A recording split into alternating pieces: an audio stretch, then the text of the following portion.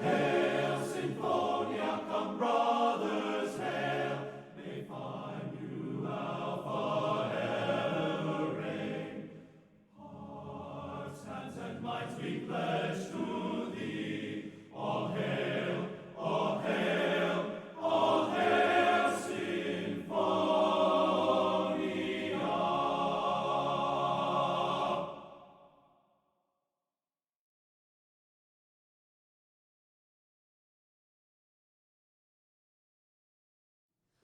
Let each man take his lot and place, thou every care and trial to face, with manly courage and good will, and now and ever his place to fill.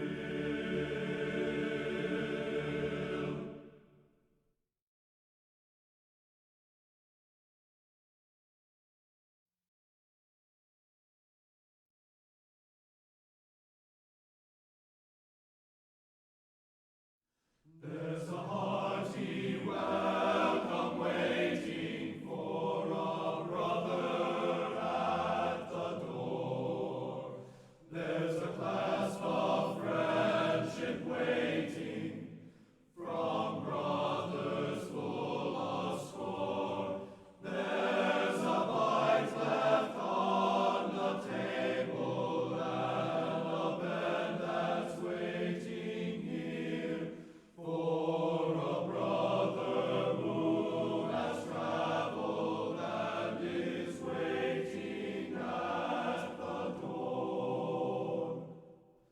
There's a song that is ringing rich in fraternal love, that sets the heart a-quiver of the brother at the door, then gives to the brothers waiting from a brother who before has felt a brother's welcome when he was a brother at the door.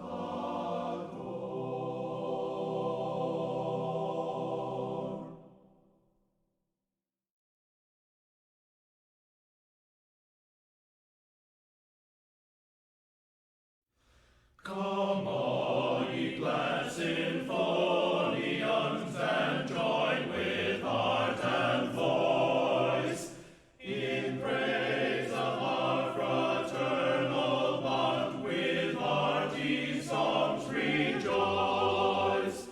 Fair music is the magic tie that binds our hearts in one. In union strong, then let us stand while ceaseless seasons run.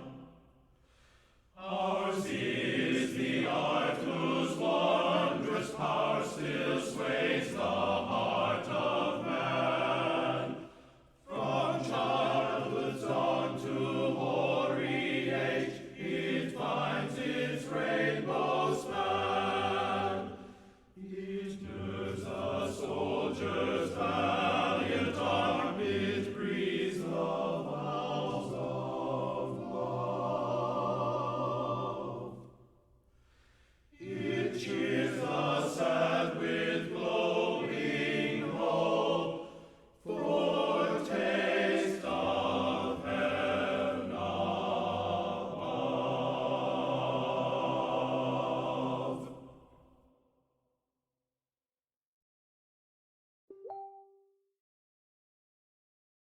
Sinfonia.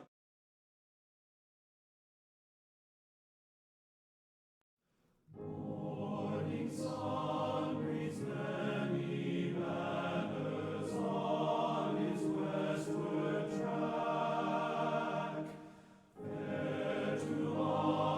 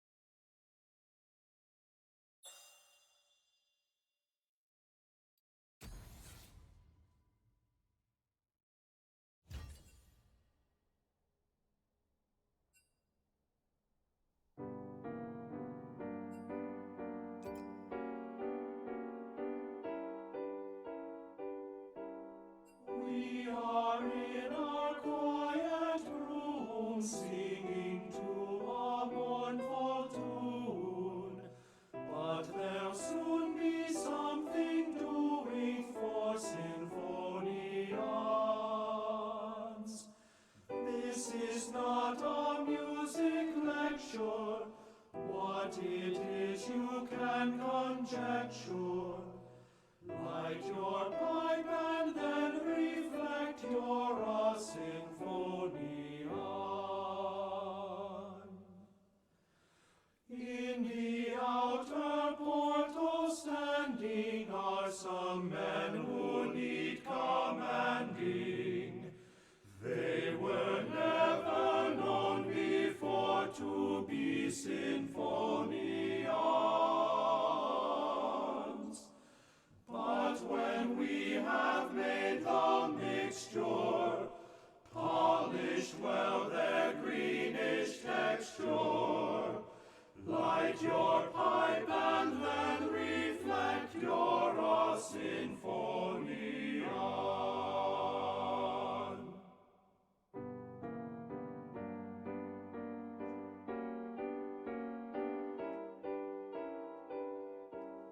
But when college days are over, look back on the days of clover.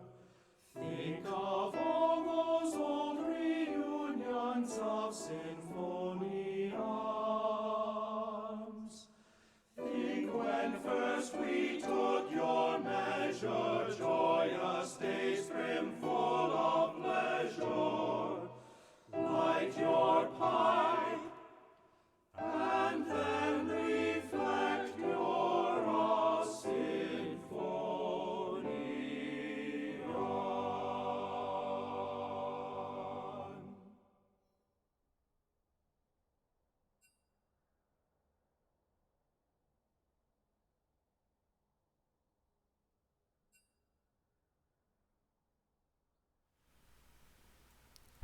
Welcome, welcome, welcome, ladies and gentlemen, to some Week 6 PMA LCS action.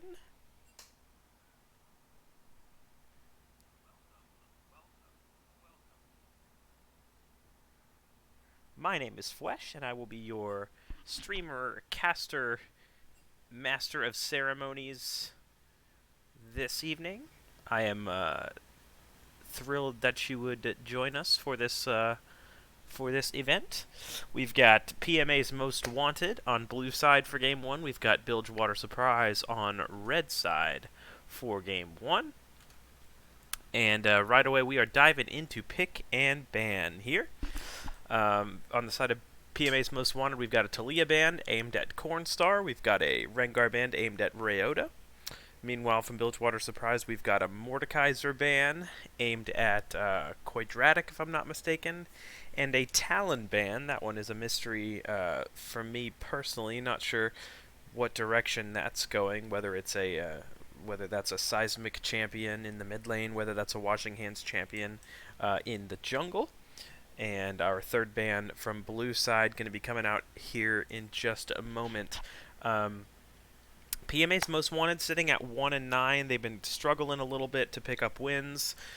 They've been experimenting with different iterations of their team, different role assignments, and that sort of thing. I believe their most recent iteration involves Seismic in the mid lane, Washing Hands in jungle, Chupapi Daddy at ADC.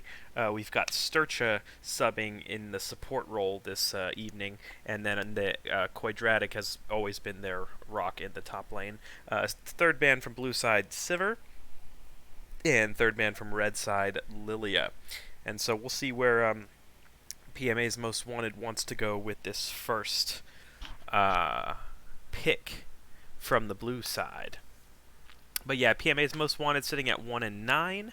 Bilgewater Surprise sitting at 4-4. Their most recent innovation was moving Cornstar back into the mid lane role from AD carry, and he absolutely popped off last week. And so I'm sure that is something that they will be repeating this week, is keeping Cornstar in the mid lane. We've got a first pick Swain coming out of blue side.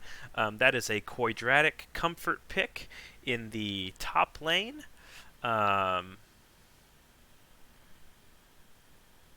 But it obviously can be flexed. It can be played mid lane. It can be played ADC. To some extent, more likely support. And we've got a Silas in response from Bilgewater Surprise. I believe that is a Cornstar pick. Um, Interesting to see these two champions picked so early. Both obviously very strong champions, but I'm wondering who's going to take what champion in what role. Looking at let me look at Seismic's op.gg here, see if he's played any Swain. It doesn't really look like he has. Meanwhile, Cornstar, I believe, has played plenty of Silas. And then we are seeing a Varus pick up on R2. That is a comfort pick for their bot lane. If I am not mistaken, Hook My Book is in the ADC role after moving from mid lane, and he played a really nice Varus last week. Echo picked up from PMA's Most Wanted. That is a comfort pick for Chupapi Daddy, and so possibly we're seeing it could be an Echo jungle, it could be an Echo mid. We're seeing the flexibility of PMA's Most Wanted really come out here. As I say that, Graves very likely a jungle pick, and I would say likely in the hands of Washing Hands. And so I'm thinking that is then Chupapi Daddy back in the mid lane playing Echo, and of course the Swain probably top lane, although I will check here and see if Sturcha has played much Swain in the support role. Looks like Sturcha's a top laner by trade. I expect him in the support role for this game, but they could always flex Quadratic down to support, and Prio picking Swain for him if he is flexing down to support would make a lot of sense. There's a Viego pickup for Bilgewater Surprise. That is a comfort pick for their jungler. Their jungler being Symphonia John, unless I am completely putting my foot in my mouth. I'm fact-checking myself. Don't worry. Hopefully I can fact-check myself before chat fact-checks me. Yes, Symphonia John has played plenty of Viego. It's been a successful pick for him, been a comfort pick for him. Misfortune being banned on the side of Bilgewater Surprise. That is a Seismic comfort pick in ADC, and so they are thinking Seismic's going to be playing ADC. There's a Darius ban out of PMA's Most Wanted. Last week, Rayota popped off hard on Darius in Game 2, and so they're showing him the respect that he deserves, certainly. And then there is a Zeri hover, at least, for the second ban here, or for ban number 5 overall from Bilgewater Surprise. That's a respect ban for Chupapi Daddy, but I suppose probably also played by Seismic in the ADC role, because the Echo pick to me, yeah, very recently played by Seismic in one of their warm-up games, and the Talon jungle was also played in that game about 30 minutes ago, and so both teams scouting each other carefully here. Very interesting. And then Rayota's Kale banned for the 5th ban coming out of blue side here. So 3 bans targeted toward Rayota: the Rengar, the Darius, and the Kale. And meanwhile, on the side of Bilgewater Surprise, they focused down the ADC role, taking away a couple of comfort picks from Seismic, and then they're going to lock in the Taric from to pair with the Varus in bot lane. I like the pick. I like it against the Swain in particular. Helps really mitigate some of the efficacy of his ultimate while your team is kind of DPSing him down, giving your team invulnerability. Not the worst idea there. So, blue side, blue 5, we're seeing the Tristana come out, and their 5th pick will reveal exactly where the Swain is going, and really who's playing what role. Like I said, it could have been a Quadratic flex down to support on the Swain, but we'll see what pick 5 has in store for us. It is a Seraphine. More questions than answers. Well, it's certainly not a Seraphine top, so gotta be a Swain top then. Echo mid, because there's no way it's Echo bot, so it looks like just Seraphine support. Solid pick, solid team fighting champion.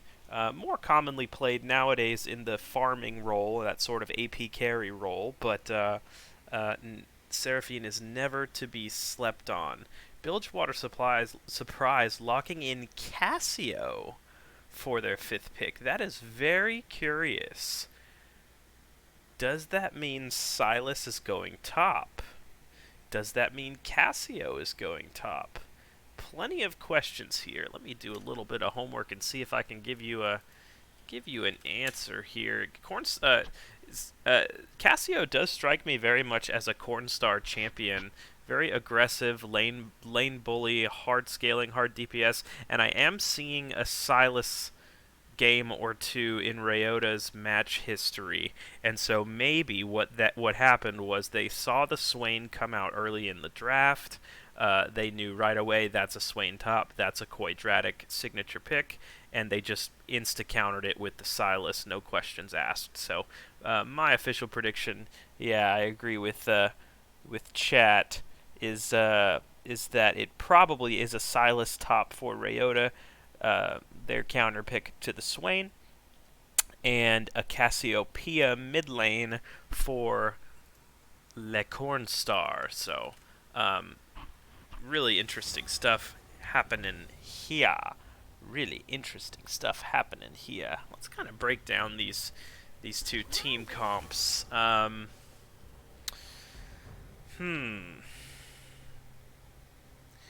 The hamster in my brain is working hard to analyze these two team comps.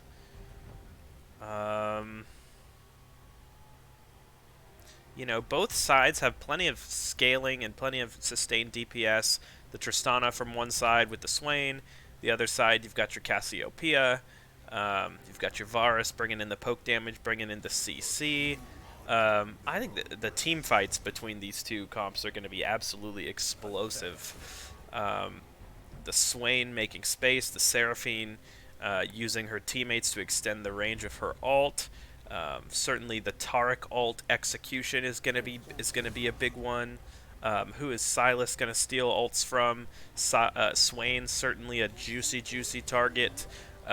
Seraphine, also a juicy target. I think Swain probably the most common target you're going to see for the Silas ult coming out from Ryota, but really interesting, two really interesting team comps here. And these teams match up really interestingly against each other. You know, I would give the solo lane advantage, both top and mid, to Bilgewater Surprise. Ryota and Cornstar have asserted themselves last week with a statement performance as one of the premier mid and top duos in the league. On the other side of the coin, I would give both the bot lane and the jungle advantage to PMA'S Most Wanted, Washing Hands, one of the premier junglers in the league, and the bot lane of PMA'S Most Wanted, I think, has always been a strength for them. Tristana, Seraphine, comfort for both here. Then again, I do expect the Sturcha to be on support, and so we'll see how much synergy that Seismic and Sturcha have, whether they have put in the games to really be able to play successfully together.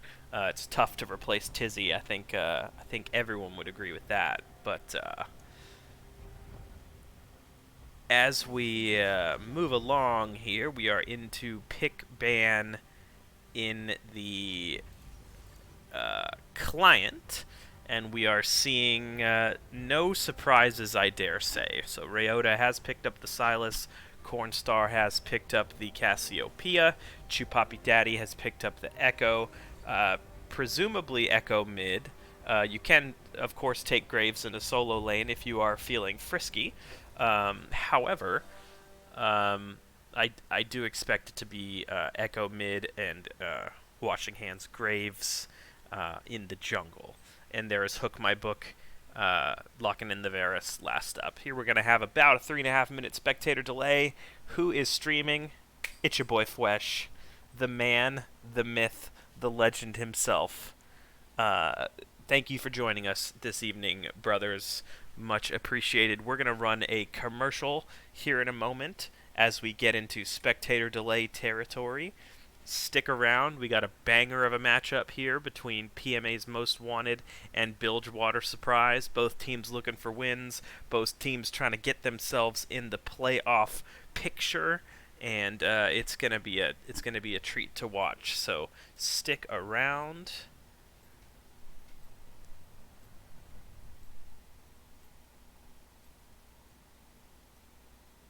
And we will be right back.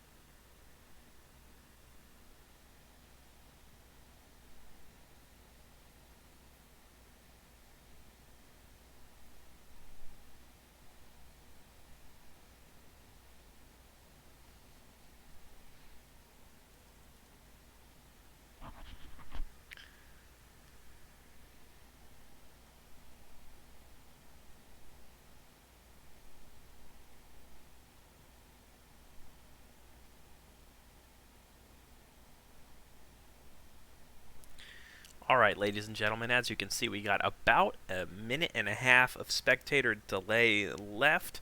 Let's break down these matchups and what we might expect. We've got Silas versus Swain in the top lane here.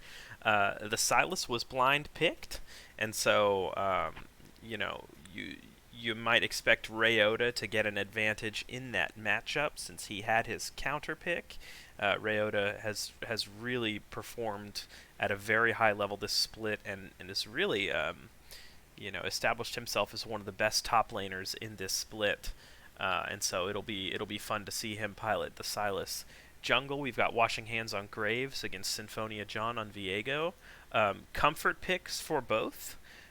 Power picks, I would say, for both. Perhaps the Viego a little bit more of a power pick nowadays, but you can never count out a Graves when it comes to steamrolling the game and really just applying a ton of pressure.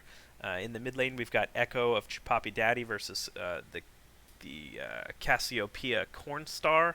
I would expect Cornstar to have the edge. He also has had that counter pick, and he just loves to be aggressive, loves to pop off, loves to take over games, and so we will see how that mid lane matchup goes. Bot lane, we've got Seismic on Tristana with Sturcha on Seraphine, and on the other side, we've got Hook My Book on Varus and Hodor Nation on Taric. Not exactly sure what to expect from that matchup. You've got the range advantage of the Seraphine, and so perhaps we will see kind of a pressure advantage on the side of PMA's Most Wanted. But that being said, friends, we are getting into the game. If you would give me just a few seconds to adjust my stuff, and we are going to be in it to win it. Oh yeah. Oh yeah, oh yeah, loading up, loading up, oh yeah, oh yeah. And not a ton of surprises when it comes to summoner spells.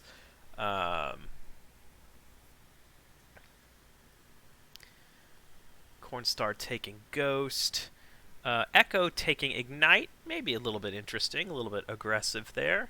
Alright, let me get my overlays and stuff set up, if you don't mind, my friends. Just one moment. going to be into the action. Here.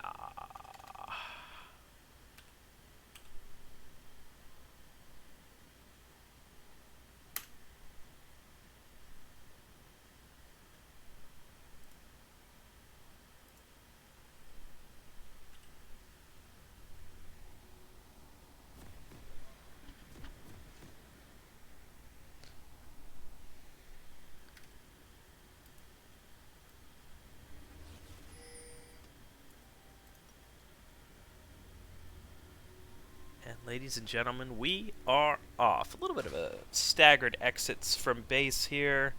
Welcome to Summoner's Rift. So we've got a 3-point from PMA's Most Wanted and a 3-point from Bilgewater Surprise, matching each other's 3 points nicely. We've got a ward placed in the bot try by blue side.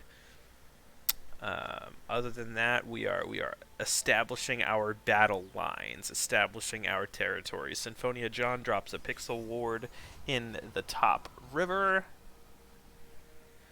and looks like he's probably going to back, maybe grab Sweeper, and head to his blue, where his bot lane is waiting to leash for him. Let me get my portraits in the right place here. There we go. Thank you for your patience. I'm still new to this this casting thing, but I'm doing my best for you, brothers. And we are off and running. So we are seeing leashes from both bot lanes. We'll see who bails earlier and tries to get priority over the wave and get the push. Looks like they're going to arrive at roughly the same time as one another. These two bot lanes.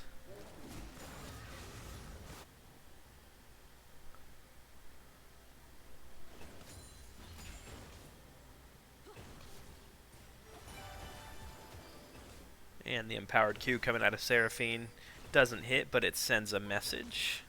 It says, I have range, I have poke, I will annoy you, so Taric, you better be careful. Ryota looking aggressive here in the top lane, misses the chains. He is fighting for control over the wave here. We see in the mid lane, love the aggression out of Chupapi Daddy, as Cornstar is CSing perfectly so far, last I glanced, but Chupapi Daddy making sure he pays for it. Nice stun there out of Hodor Nation, gonna lead to a chunk of damage onto the Seraphine. Responds with the unempowered E. Empowered Q does some poke damage back. Seismic quite low. He's gonna start chugging some potions, I would imagine, to keep himself above kill threat. No ignite, however, on the side of Varus and Taric. Both bot lanes took heal and exhaust. And Cornstar's already got a 13 CS lead. Chupapi Daddy will pick up some of this wave, but you'd love to see the aggression and the dominant CSing coming out of Cornstar, who really made a statement last week in his mid lane re-debut, as we can call it. Got a little bit of shenanigans happening in the top river. Nice poke there from Hook My Book. Really putting a lot of pressure onto Seismic. Washing Hands was seen, he was spotted on that top scuttle by Symphonia John and Cornstar. It looks like he was able to secure the top scuttle regardless, and Symphonia John then made his way down to the bot scuttle. Washing Hands makes an appearance top, clears out a ward in the tri-brush. Caution pings going down from the blue squad. They know where Viego is, but he's going to make an appearance bot as well. Sturch is in trouble. He's out of position. He might die here. And first blood going over to Symphonia John. Nicely done. Sturch had found himself between a rock and a hard place, or between a rock and a huge sword. And he is the first to fall in this matchup. Symphonia John picks up first blood for Bilgewater Surprise. More scrapping happening in the top lane. Quadratic hit level 5 first, and I'm sure Ryota's aware of that. If I'm Quadratic, I'm wanting to abuse that level advantage. For sure. Yeah, Ryota going very low here.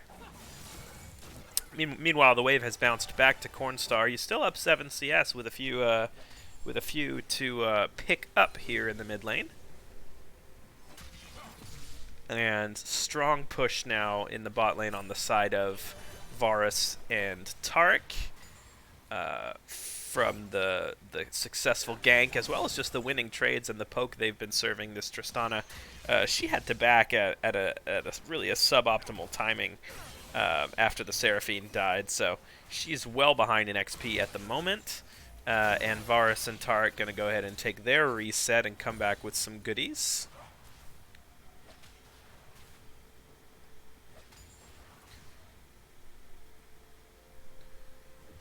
Ryota not going to try and pull that wave. He's too low on HP to tank that.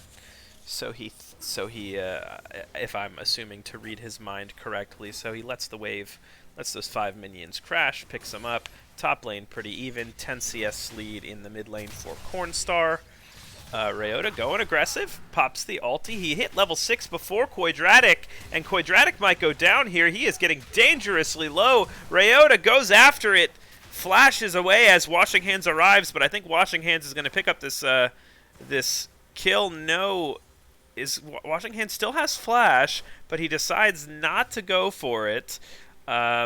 Flash expended by Swain, Flash expended by Silas, Flash and ulti. So the stolen Silas ulti, the stolen Swain ulti, excuse me, nearly leads to the death of Quadratic before Quadratic was even level 6. So nicely played by Ryota. However, Washing Hands showing top lane means Dragon priority goes over to Bilgewater Surprise. They pick up that first Infernal Drake for free. Ryota still looking a bit bloodthirsty here in the top lane.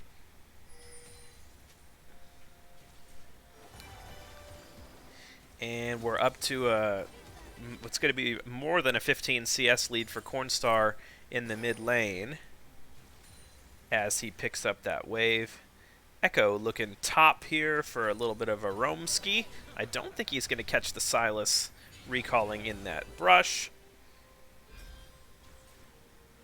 And Viego makes another cursory visit bot lane as Varus and Taric are setting up quite a fat wave here to crash into the Tristana and the Seraphine. Washing Hands sweeps, knows that I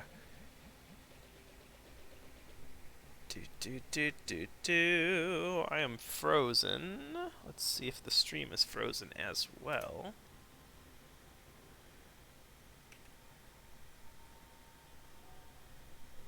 Interesting. Is OBS frozen? OBS does not appear to be frozen. Is my client frozen?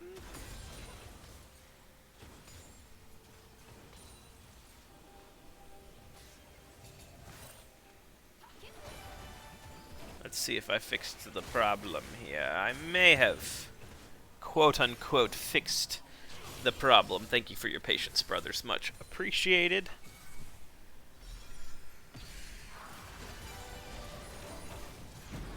And we are back to aggression in the bot lane. The exhaust thrown down a bit prematurely by Sturcha, but he wants to protect his ADC. You gotta love it. More than a 20 CS lead now in this mid lane for Cornstar.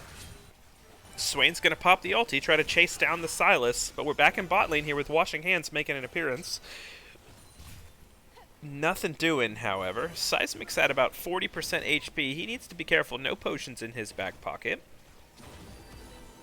And it's worth pointing out, Cornstar's not just 25 CS up over Echo. He's 30 CS up over just about everybody in the game. So this is going to be a very, very strong Cassiopeia. He's close to the coveted 10 CS a minute mark. I mean, he's really smurfing here in the mid lane so far. Not that farming on Cassiopeia is very difficult, but Cornstar certainly putting on a masterclass. I have to say that because he, ever since switching back to mid lane, has been playing extremely well, and he's putting himself in a position to scale rather nicely.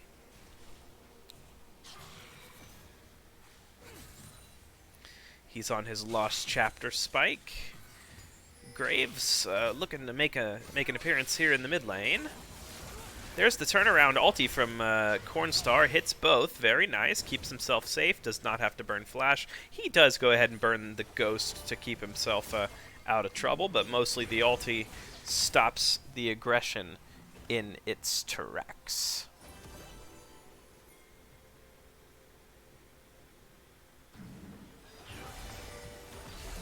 Oh, there's a big stun and an exhaust going down on the Tristana. Tristana is in trouble, and Tristana is dead city. Nice kill from Hook My Book, who flashes in the wrong direction, or away from his turret, I should say. He's trying to pick up a second, and he does before he goes down. There's a double kill in the pocket of Hook My Book. Nicely played from the bot lane of Bilgewater Surprise. Graves obviously does get a consolation kill, but you love to see the 2 kills in the pocket of Hook My Book, and this Tristana is pretty far behind at this point. We're going to, on the side of Bilgewater Surprise, probably going to want to see them continue to abuse that matchup and get the Varus farther and farther ahead. Meanwhile, Cassio maintaining that 20-plus CS lead at more than 9 CS a minute.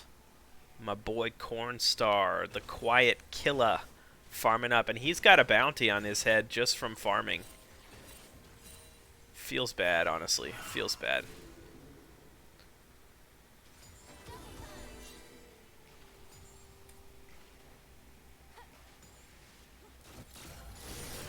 Ryota on the Sylas has also amassed himself a more than 20 CS lead over the Swain, so we're seeing that counter pick really come to fruition, and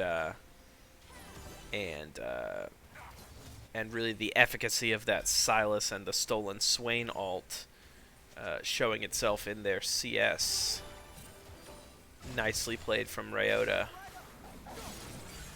Poppy Daddy going in on Symphonia John, looking like a 1v2, but he's got Graves in his back pocket.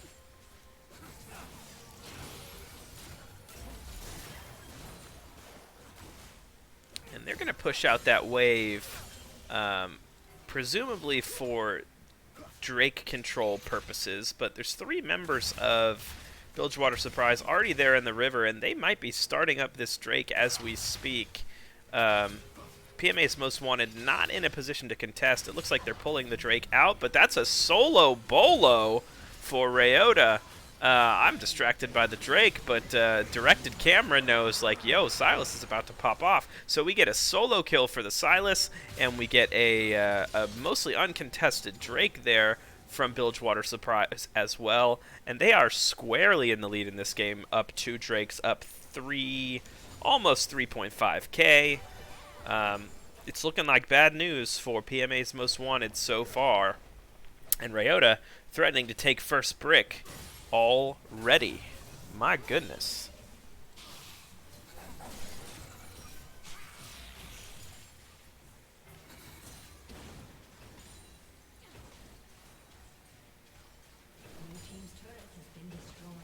And he does. That's pre-14 minutes. That is a ton of plate gold in the pocket of Sylas. Nice Seraphine ulti, and the Graves ulti takes out the Varus before the Taric ult can come down to save him. Really nicely played from PMA's Most Wanted. That's a shutdown in the pocket of Graves. And if there's any player on PMA's Most Wanted that you want to get that gold on, it is Washing Hands. This dude is a beast. He is an aggressive jungler, and he knows how to play with a lead. He's finished his broken vision clearing lethality item that I'm not remembering the name of right now. His purple zapping stick, his Ionian spike, his golly, I can't remember the name of the lethality item that clears vision, but I'm sure the chat will I suppose I could use my mouse and hover it, couldn't I? Umbral Glaive! Thank you! Umbral Glaive. He's finished his Umbral Glaives. He has finished his Merc Treads. He's got a couple of longswords in his pocket. as well. Meanwhile, we've got some spicy banter between the mid laners, but Rayota's going for another kill. He's got a level advantage at this point, and Quadratic never stood a chance on that one. He's 2 levels down at this point. Rayota dominating in the side lane. I have seen this one before. Oh my goodness. 2-0-1 on the Sylas, and we've got Echo and Cassio typing to each other in all chat. You love to see the banter. Washing Hands, though, is caught out, and he might be going down here. Yes, he does. He goes down to Symphonia John. However, Symphonia John's bounty on the Viego goes over to Chupapi Daddy on the Echo, who still has his ulti, and he uses it, but it puts himself in a pincered position between the Cassio and the Sylas. Sylas is now on a killing spree. That is one of those champions you do not want to see get fed. Meanwhile, back in the bot lane, blood being spilled. Hook My Book trying to finish off the Tristana, and he will. A little bit of an unnecessary flash there from Hodor Nation, but Hook My Book picks up his 3rd kill, and he's on his Immortal Shield Bow power spike, and Tristana is just sitting on components. So an easily won scrap there from Varus and Taric. Nicely played from the side of Bilgewater Surprise. Their lead is now 4.5k. Whew. Meanwhile, Cornstar 40 CS lead, 200 gold bounty on his head. A man after my own heart. Do nothing but farm, and then scale, and then win the game. That's how we play mid lane, folks. That's how we do it.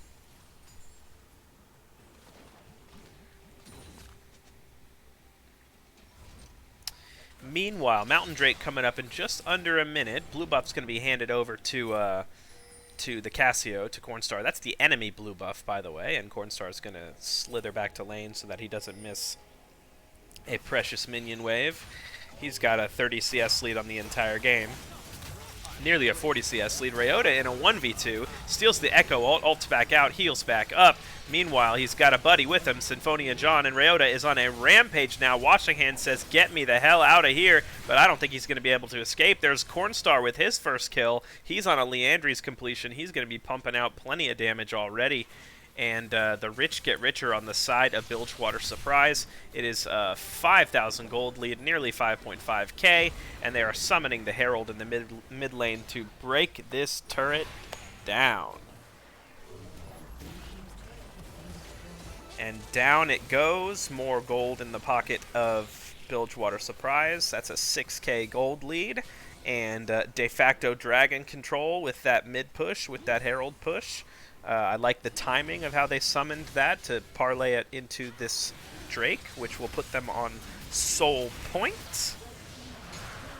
And a very clean game from them so far. Very clean game from them so far.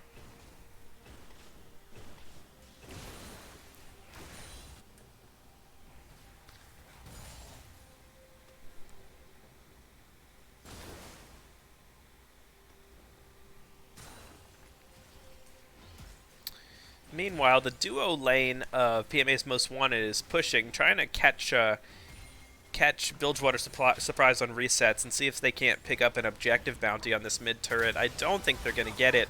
Sylas steals the Seraphine ulti, immediately fires it, does not hit, but certainly sends a message and scares away Tristana and Seraphine.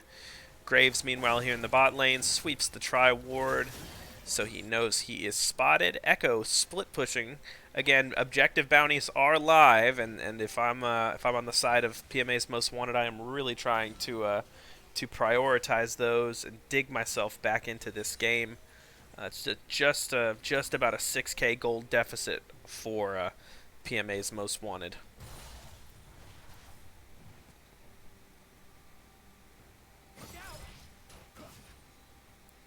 Chupapi Daddy trying to chase down Rayota. I don't think he'll be able to. But a nice creative brush play there. They are equal in levels. They both have Echo ult.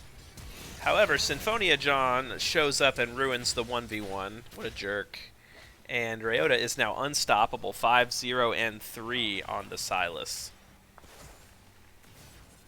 washing hands and a bit pincered here between the Viego and the Ryota.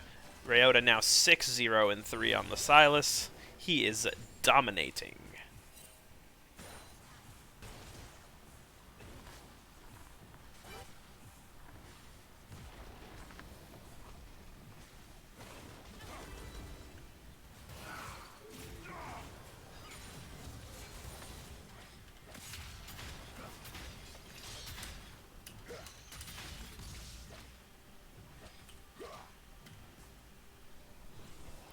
I think I found the button for objective timers. Tell me whether you like it.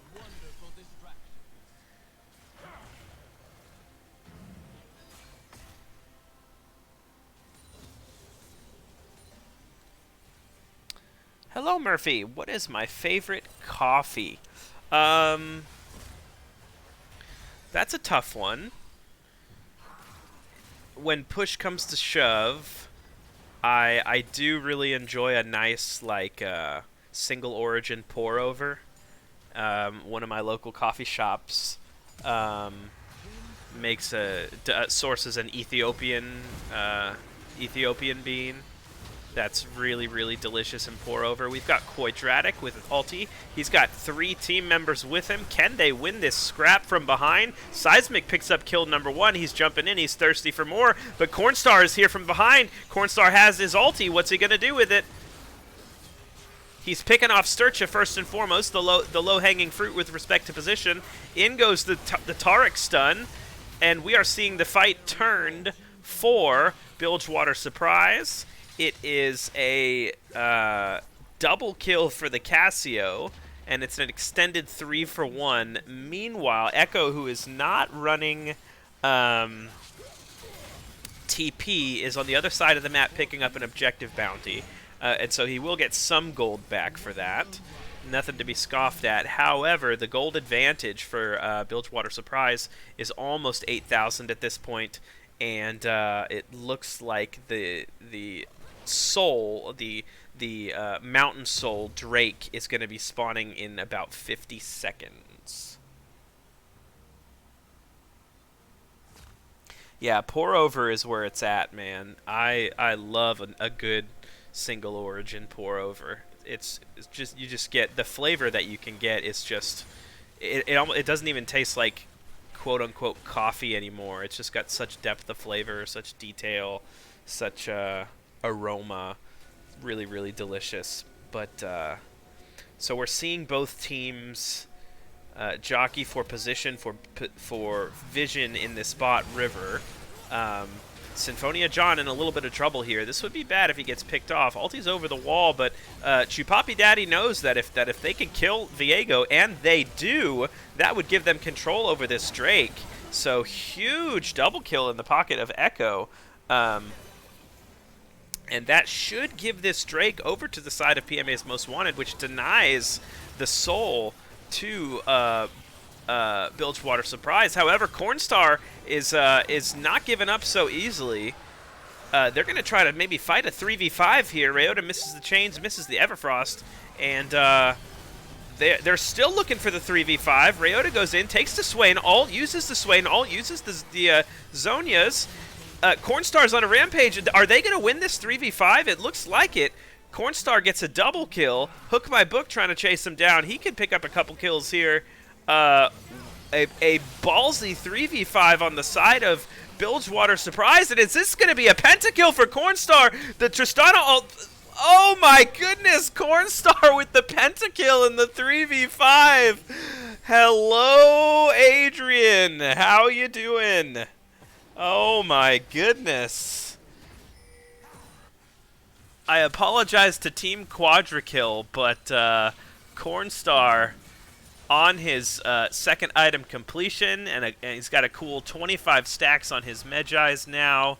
They go in 3v5, and I gotta imagine Cornstar saying, guys, I'm strong. Sylas is strong. We can win this 3v5. Let's go, let's go, let's go. And they do. And in impressive fashion, Cornstar picks up the pentakill. This dude can play some mid lane. My goodness gracious. picks up a stopwatch, picks up a needlessly large rod, and that is an enormous Cassiopeia at this point. Hashtag live evil.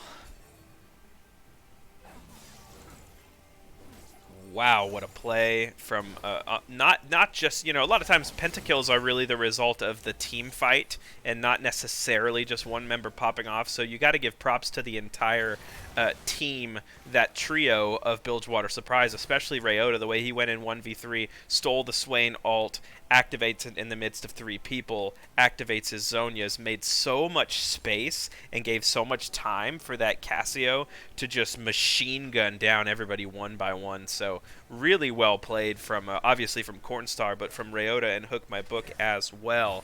That was a really exciting team fight to watch. Very, very cool.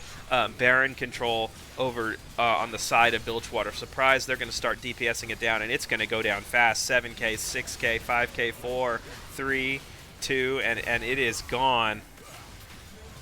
Red team has slain the Baron Nashor. A little bit of miscommunication there with the Taric ulti going down. Perhaps Hodor Nation thought they were turning. Regardless, very small detail. Bilgewater Surprise in complete control of this game. They are 9k up. They are still on Soul Point, and that dragon spawns in just over 2 minutes. So they're going to have plenty of time to push with their Baron buff, take structures, expand their gold lead, and then set up for the Mountain Soul. Looking at item completions here, the Silas has finished his Shadow Flame, so he's on 3 items. He's got his Everfrost, he's got his Zhonya's. Viego has not quite finished his 2nd item, which appears as though it's going to be a Death Stance. Cassio is rich as a mother.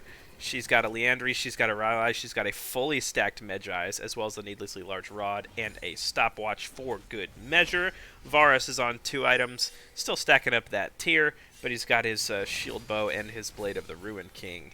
On the other side, we do have 2 items on the Tristana. We've got 2.5 on the Echo, we've got 2.5 on the Graves, and we've got 1.5 on the Swain. So Swain a bit behind the curve. Ryota and Chupapi Daddy sparring in the top lane.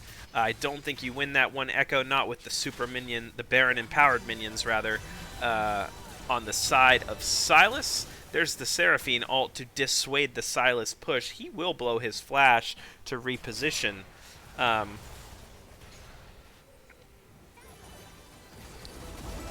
And meanwhile, Bilgewater Surprise trying to pressure all 3 lanes at once.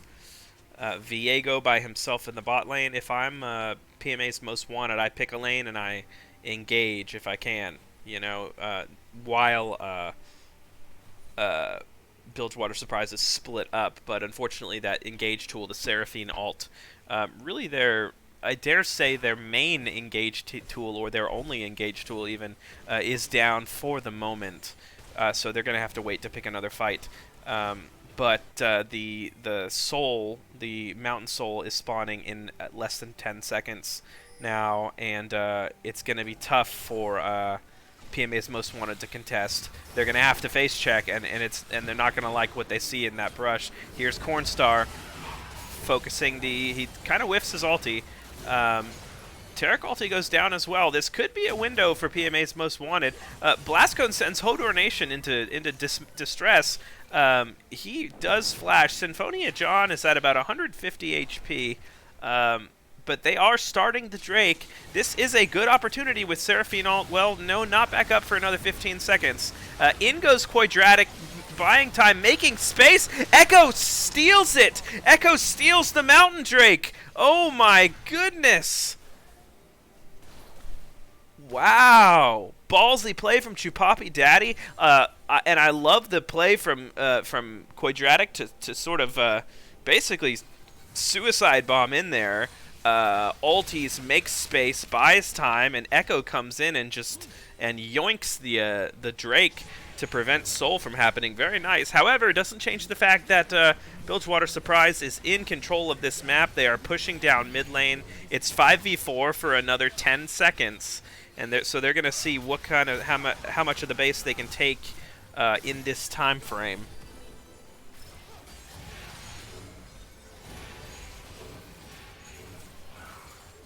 Quadratic has respawned. Seraphine ult is back up. So hard to fight at such a gold deficit, though. I mean, it is just... You are climbing uphill, to say the least.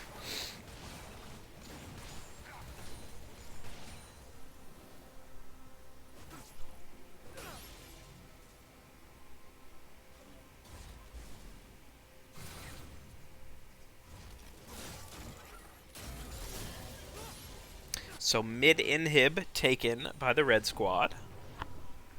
They will reset. They will spend their gold. Death Cap completed for Cornstar on the Cassiopeia. Death's Dance completed for the Viego. He's also got a stopwatch in his back pocket. And they are chomping at the bit to end this game. But heroics from the side of Quadratic and Chupapi Daddy preventing them from ending it on their own timeline here. Give some more time for the blue squad to farm up and see if they can find a miracle angle, find picks, or a miracle team fight.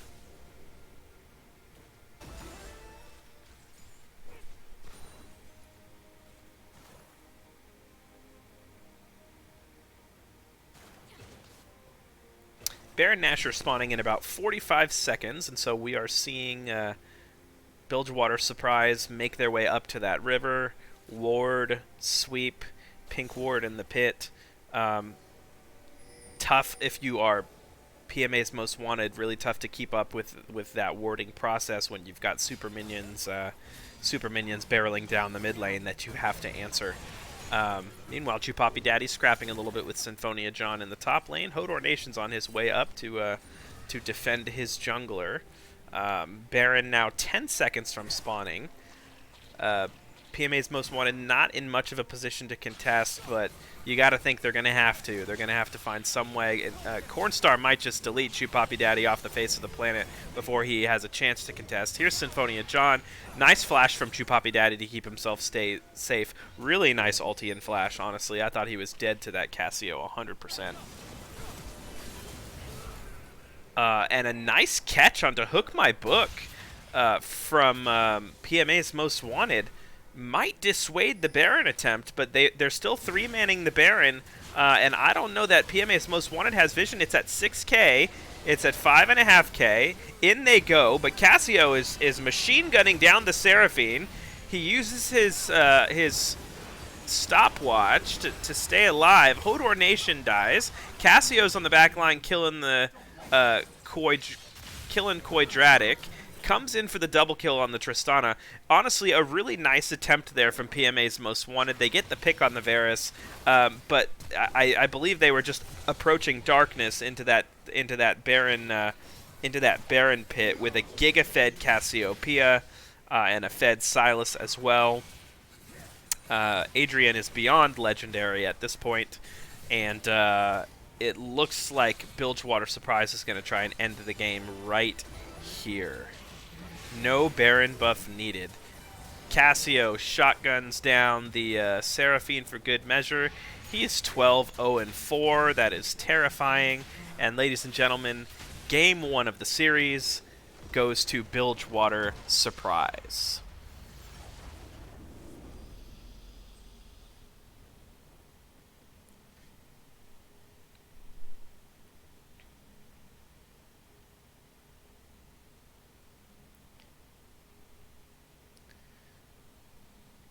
As seemingly boring as mid lane was, if Cassio is farming at 9+ CS per minute, she's going to turn on at some point, and turn on she absolutely did.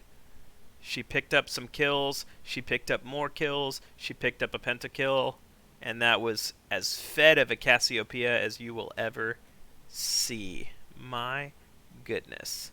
I'm going to throw together a straw poll for the Game 1 MVP. I'll show you some post-game stats as well.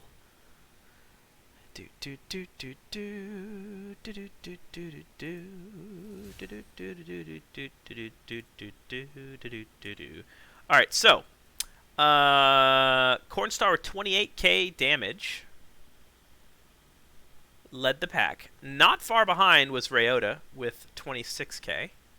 On the side of PMA's Most Wanted, We see 18k coming out of the Echo, 19k coming out of the Graves, 15k coming out of the Swain. But here's your post-game stataroonies. Let me get the yeah, watching Cornstar play Cassio turns us all on. Let's be honest, it gets all of our snakes wiggling a little bit, doesn't it? Do do do do do do.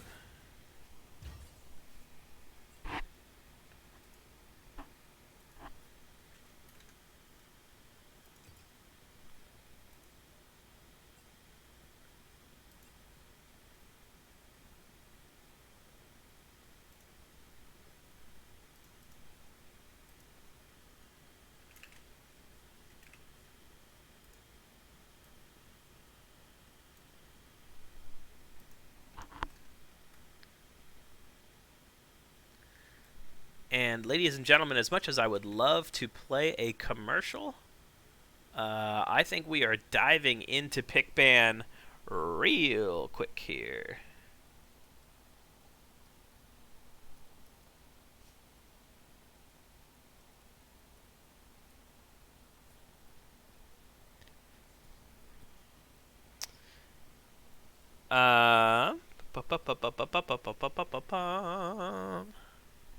Let me get my spec link plugged in here.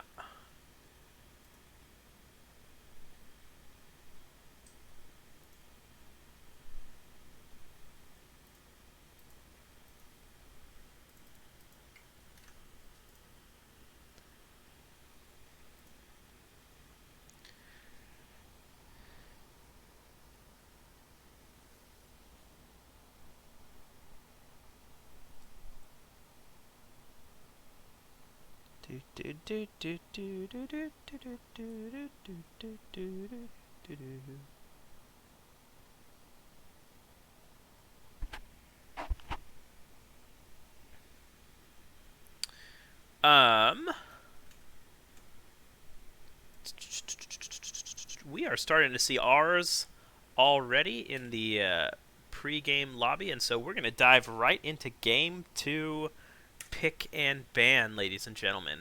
Bilgewater Surprise flipping over to blue side, PMA's Most Wanted to red side, and you got to wonder what kind of adaptations PMA's Most Wanted are going to make here to try and get a different look for Game 2. The Silas was obviously a problem. The Cassiopeia was obviously a problem. And so we will see what they prioritize here and how they try and give themselves a better avenue for success for game number 2. But ladies and gentlemen, if you are just joining us, this is PMA LCS Week 6 action. My name is Flesh. Nice to see ya. This is Game 2 Pick and Ban starting between Bilgewater Surprise and PMA's Most Wanted.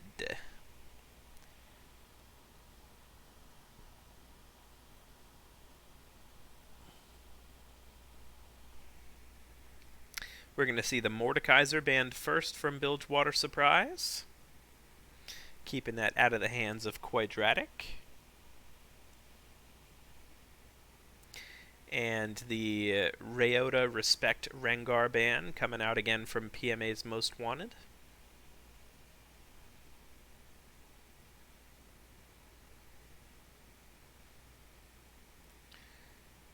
And the Talon ban, targeted at washing hands in the jungle.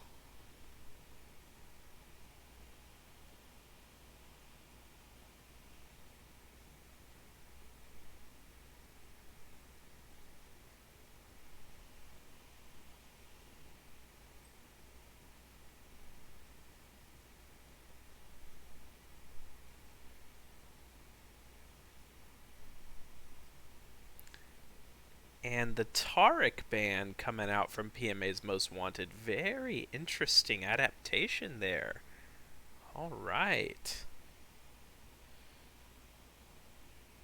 Very difficult to team fight into the Taric ultimate, so maybe they felt like that was part of their part of the trump card answer to the Swain and to the Seraphine was that Taric ultimate. Interesting adaptation. And And Lilia Ban. Excuse me, Lilia Ban. Rounding out the bands for Bilgewater Surprise. PMA's Most Wanted will round out their bands. You gotta think they throw something at Cornstar, right? Talia or Cassio or something, but...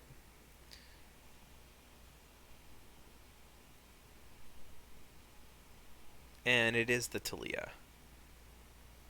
So, a lot of similar bands, but not exactly the same as game number 1. And Bilgewater Surprise with first pick.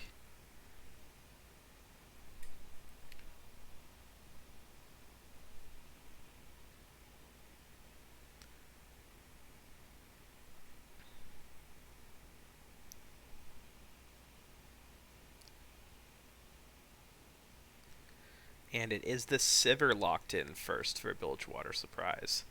Nice comfort pick there for Hook My Book. Certainly since her mid-scope rework, she has been a top-tier AD carry. And certainly Bilgewater Surprise knows this. A Darius blind picked from PMA's Most Wanted. Wow. That is very interesting, very unexpected. It is a denial pick from Ryota, but you gotta think he's gonna have a counter pick to it. I am surprised to see them play red side this way. Ornn taken as well, so I suppose it could be Darius jungle. That is my only other thought on where they could put the Darius. You know, certainly in the past, there were brief metas where Darius mid was an option, where Ornn mid even was an option. But my best guess here is that this is a Darius jungle and an Ornn top. Ryota is gonna slam the Kale in response. Some interesting adaptations here from PMA's Most Wanted.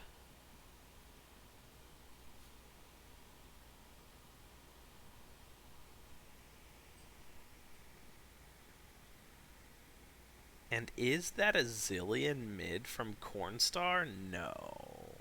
I don't believe it. I don't believe it. I mean, it obviously could be. Real question is, does Hodor Nation play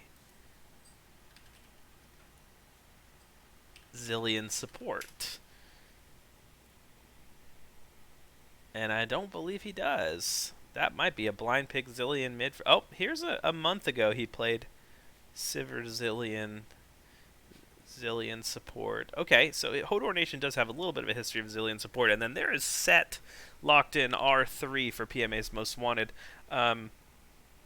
So clearly they're going the triple top lane meta. So they're going to put Darius, Ornn, and Set all in the top lane. It's kind of like the lane swap meta. You just all go top. You pressure the top turret, and then you all go mid, and you kind of just follow that recipe. So really innovative stuff here from PMA's Most Wanted. No, obviously I'm trolling here. Viego band red side. I'm guessing that's Set support, if anything, but it could be Ornn support, Set top, Darius jungle. Your guess is as good as mine, but my official guess at the moment is Set support, Ornn top, Darius jungle. Viego band, and then we see a Zeri band coming out of Bilgewater Surprise. I hope PMA's Most Wanted just keeps picking top laners. I mean, that would be a sight to behold. The old 5 top.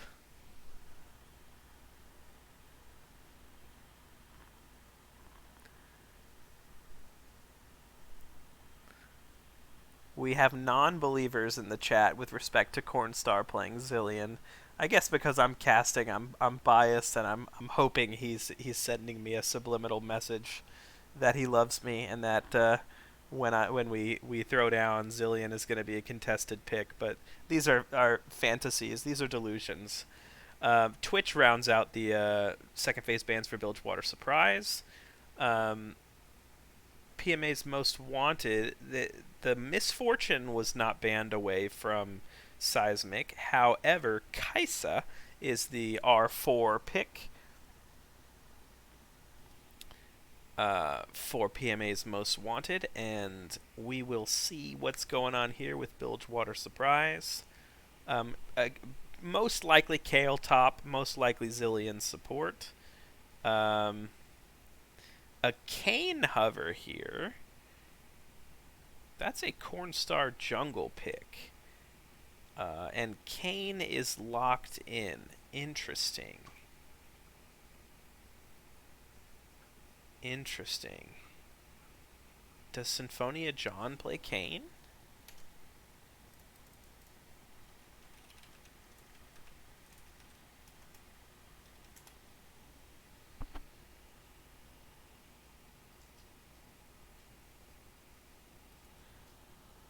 The Kane and the Swain. You get bonus points when your 4th and 5th picks rhyme.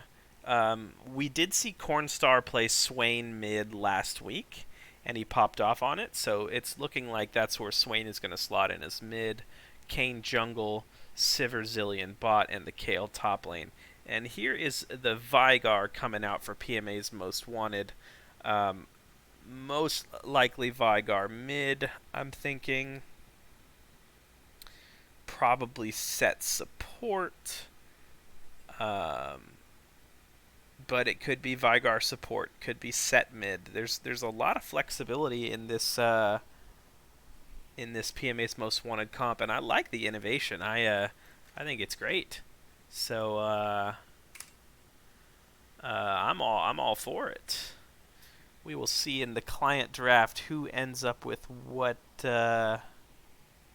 Who ends up taking what champion, and that'll give us a better idea of where they go.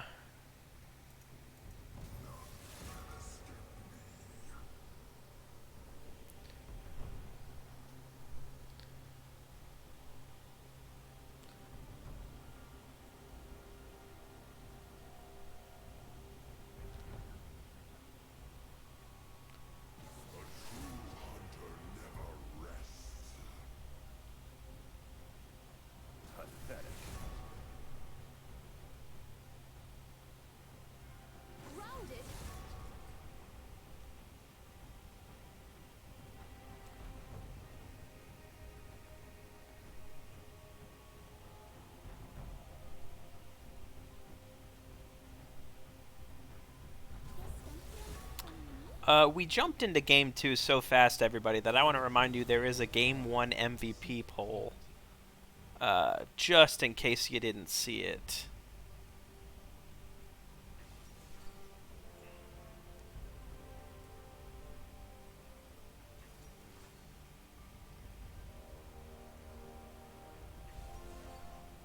Just in case you didn't see it. Spoiler, a lot of people voted for Cornstar.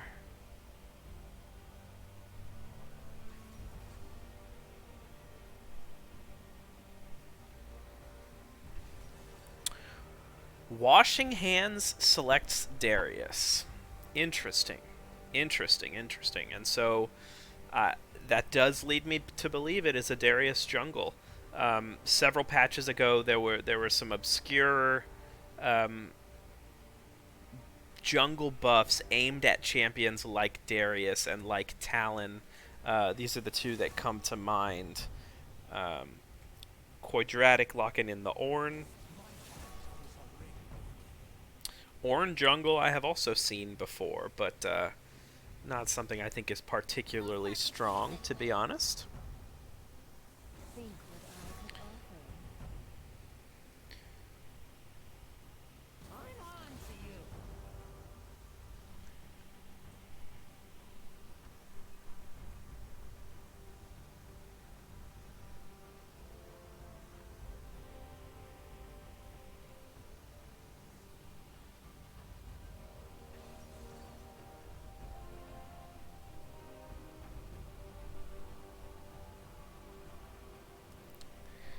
And Seismic is going to select the Vigar, which makes me think it is Vigar mid. which is going to put Sturcha on set support. That would make sense. That would make sense. Okay. Very interesting and flexy-wexy comp from PMA's Most Wanted. And no surprises on the side of Bilgewater surprise. No pun intended there. Tons of scaling. Some really top-tier champions. You got the Sivir scaling, the Kayle scaling. You've got the Swain doing Swain things. You've got Zilean pressing R. I will point out that ease of execution is not necessarily in their favor when it comes to Kayle and Zilean. Those two have to be really on the same page as far as who is going to ulti whom and who is going to ulti first. Very easy to sort of mess up and put a Zilean ult on someone that's Kayle ultied, or Kayle ulti someone that's Zilean ultied, but do it early instead of later when the Zilean ult is wearing off. There is some anti-synergy to be had there. As much as the two in combination can be extremely powerful, it can be difficult to sort of synchronize those abilities, and so I'll be interested to see how Hodor Nation and Ryota navigate that in team fights. They're both going to probably be looking at the Swain or the Kayn as potential targets, or the Sivir if they get onto her. But how are they getting onto her? A Kai'Sa ulti, maybe a set suplex. We will have to see. But ladies and gentlemen, we are heading into Game 2 very shortly. I'm going to run an ad here in about 60 seconds when it lets me, as we wait out this spectator delay. Let me know in the chat what you think of these two team comps. I am really excited to see Washing Hands on Darius Jungle. That's a spicy pick. Chupapi Daddy flexing back to the bot lane. So different role assignments from PMA's Most Wanted than Game 1 as they continue to try and figure out how to fit their puzzle pieces together. They've got some really quality puzzle pieces to work with on that team. And I also think that Fwesh should have been first pick. It's really just, I think it's just rigged at this point. We all know it. But I appreciate the love, even if it is a meme. No, I'm just kidding. All right, so we're going to run an ad here in about 10 seconds, and we will be right back with you. This is PMA LCS Week 6, Game 2 between Bilgewater Surprise and PMA's Most Wanted. Be right back.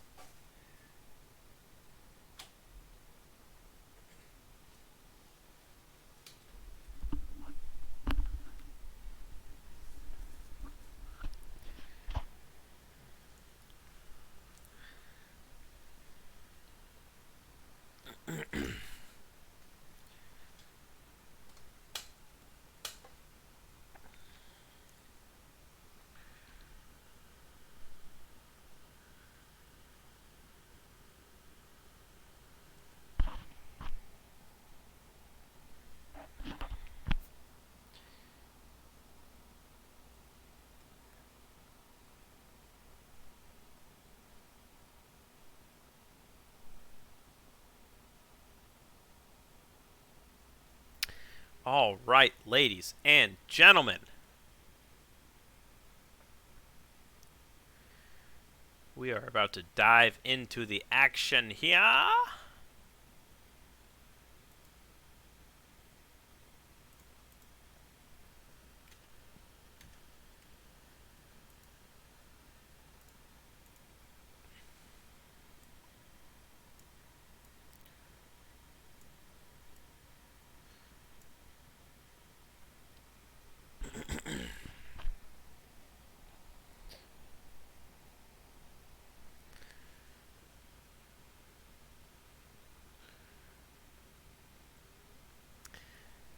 And it is the jungle Darius. You love, love, love, love, love to see it.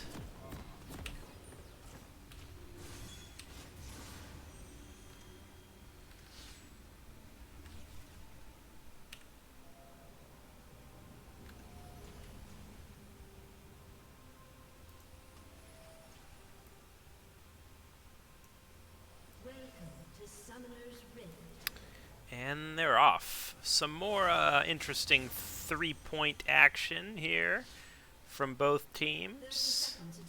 They're both a little sloppy in their level ones. Let's just be honest. Little sloppy, but looks like we're having a good time here.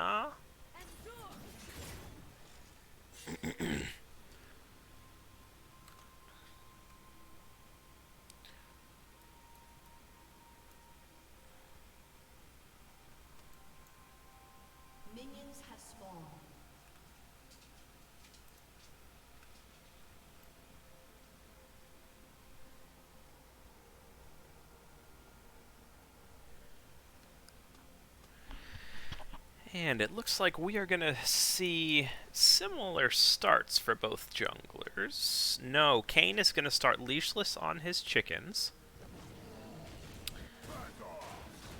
Sivir and Zilean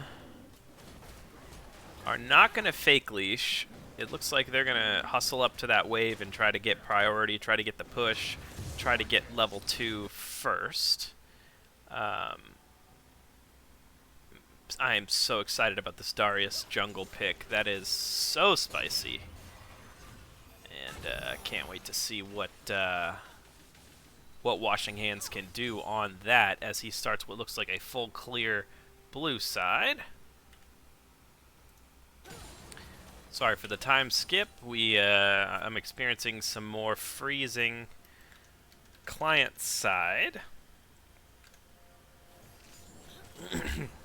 Appreciate your patience.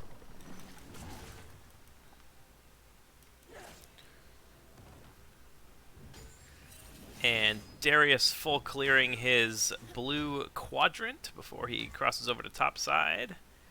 Kayn goes chickens into red into wolves. Darius a little bit ahead on the clear given that he was leashed. And Kayn went with the leashless start on the chickens.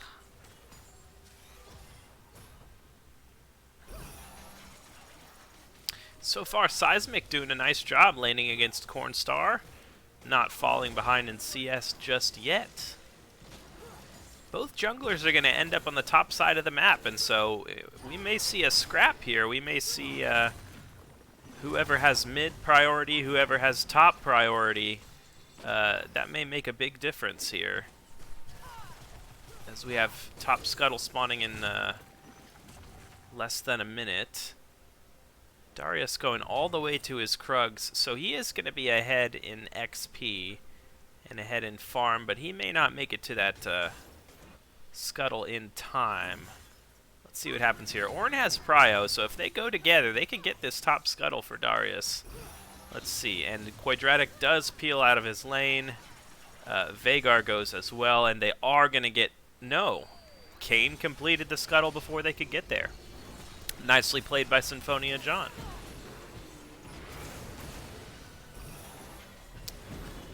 Washing Hands doing a, sorry, lots of violence happening here in the bot lane, but I'm really intrigued by the jungle stuff that's going on. I apologize. Chupapi Daddy flashing in, tries to get first blood, but no, it goes over to the Zilean bomb. Oh my goodness, aggressive flash from Chupapi Daddy. And it does not pay off. I knew you would do that, said Zilean. Meanwhile, Darius has made his way to bot scuttle and taken that, so they will go scuttle for scuttle.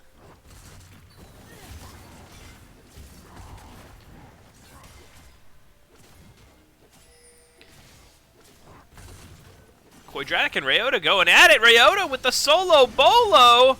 Washing Hands mid, meanwhile. The bleed, is it going to take out Cornstar? It does! Ryota, is this going to... Oh, Washing Hands nearly gets a double kill onto Symphonia John as well, but the Darius is on the board, ladies and gentlemen. Oh, you love to see that. That is spicy. And his Gromp is back up. His Wolves are back up. He will proceed back into his jungle for some clearing shenanigans. So we had First Blood go to the Zillion. We had the Kale pick up the solo kill in the top lane, and he's up 10 CS. Ryota things. Of course, there is a wave for Quadratic to catch, so that 10 CS lead will all but disappear. And then we have the successful Darius gank in the mid lane onto the Swain, getting him on the board. As it stands, about a 400, maybe 500 gold lead for Bilgewater Surprise.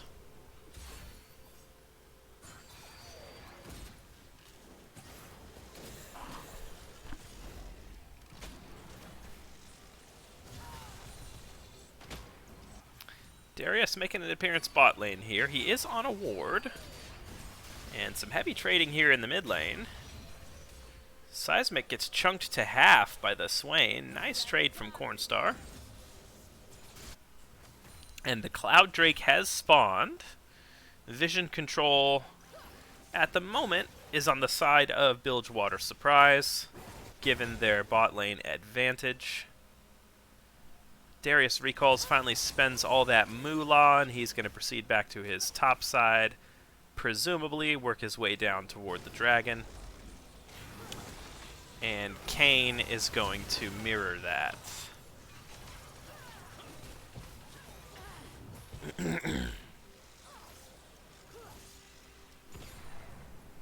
And I bite my tongue. Darius actually makes a beeline straight for the dragon, and it looks like he starts it immediately.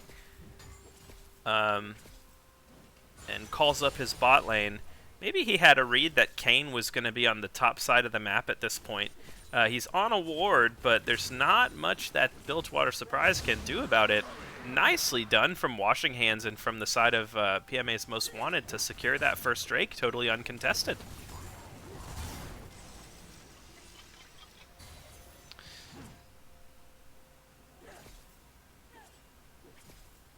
And Darius does have an EXP lead over the Kayn. He's level 6, while the Kayn has not yet eclipsed that key level 6 mark.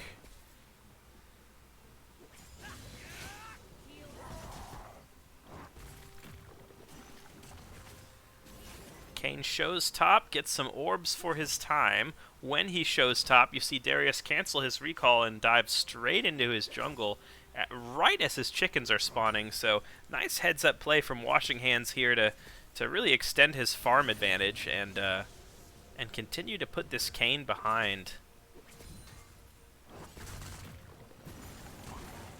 And you can see Darius looking for Kayn. He finds his red buff, and that'll be a nice, totally fine consolation prize. Meanwhile, we're looking for perhaps a 3-man top dive here on the side of Bilgewater Surprise. Some caution pings coming out, though, as Swain has been missing lane from quite a bit. A 16 CS lead now for the Darius, in addition to his kill, so he is really having a tremendous impact on this game. He uses his ghost. He's trying to chase down Cornstar. Cornstar ghosts in response. Can Washing Hands get in range for the pull? Not quite. Meanwhile, the Orange shows up first, and that's going to win them the fight outright. Cornstar is in his ulti. He gets the Kale ulti on him. Really nicely timed Kale ulti from Ryota, and they're going to turn this fight around. Cornstar still in his ulti, healing up. Ryota chasing down the Veigar, gets the double kill, and Ornn had to flash out for his life. Nicely turned fight for the side of Bilgewater Surprise, and ladies and gentlemen, that is a 3-0 Kale. 3-0 with a call.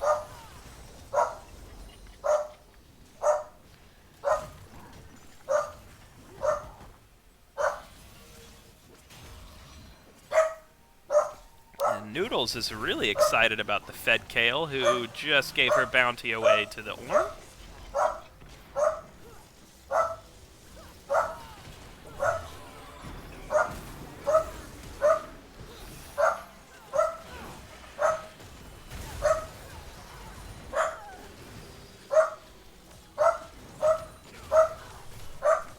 And there's a double kill in the bot lane for the Kai'Sa. Nicely played there from the Kai'Sa in the set. I love the aggression out of Chupapi Daddy. and he did a really nice job avoiding that bomb that was on Set's head, staying just out of that blast radius, so that Zillion didn't take him down. Sorry, I'm being distracted by a barking corgi.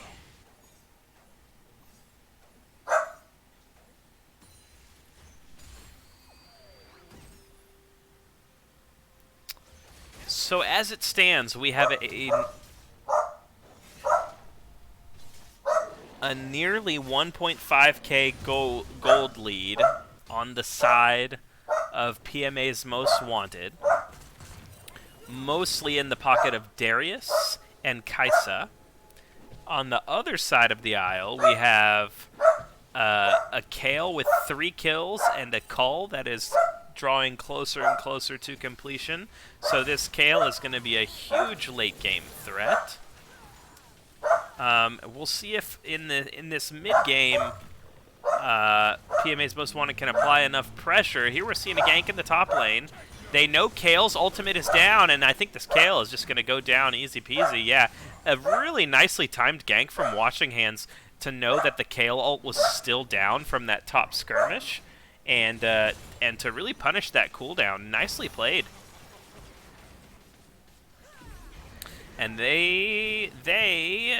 Bilgewater Surprise are going to summon the Rift Herald mid lane to put plate money in Cornstar's pocket, try and put him in a position to carry this game. However, on the other side, Quadratic and Washing Hands are going ham on the top turret, picking up all but 1 plate. And Darius 3-1 with a bounty on his head, Kaisa 2-1 with a bounty on her head. Exciting stuff here, folks. PMA's Most Wanted in good shape if it weren't for just this ticking time bomb Kale in the top lane.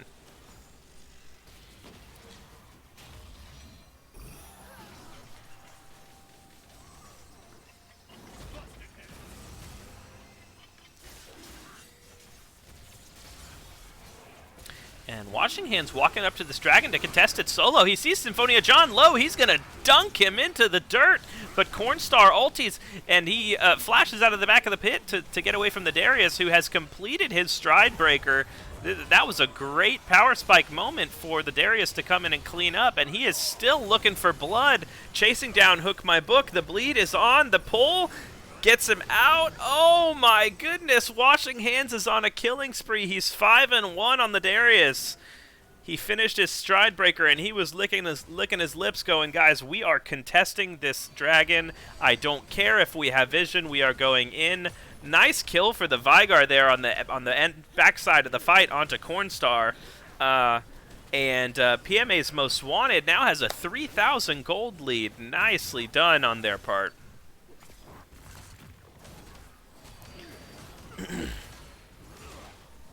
This Darius jungle pick, man, how fun is this? At least if you're on the side of PMA's Most Wanted, you'd love to see it.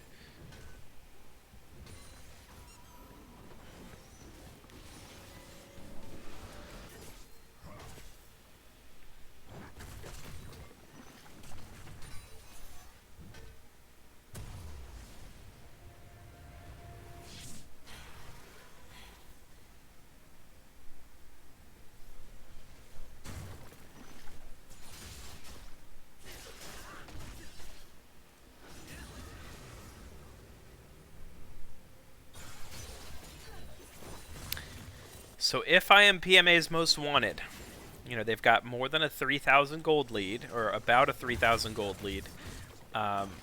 Time is... I don't know that time is on their side. I mean, they do have an Ornn, they do have a Vygar, so they're not completely devoid of scaling. But on the other side, you've got a Kale with 3 kills, about to complete her call, about to hit level 11, and and a Sivir as well. You know, I'm not gonna. When you have an Ornn and a Vygar on your team, you've got plenty of scaling, but it's just tough to compete with a fed Kale on the other side. So we will see how that plays out. In the meantime, we got a little bit of pause action happening. Am I able to skip this?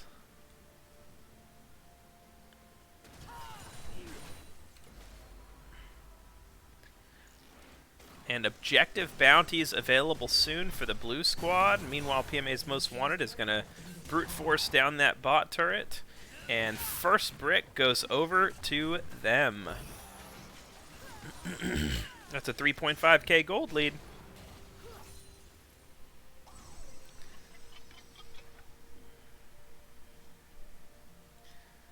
More freezing in the client. Unlucky.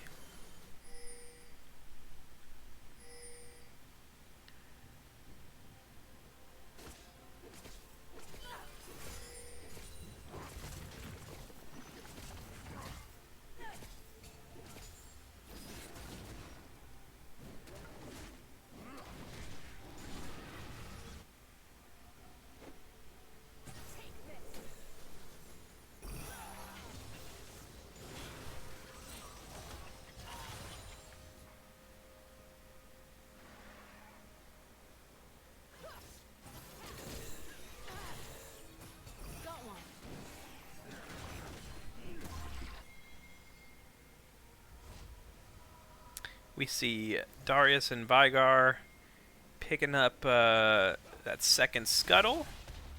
However, it does give Cornstar time to pick up an objective bounty in the mid lane.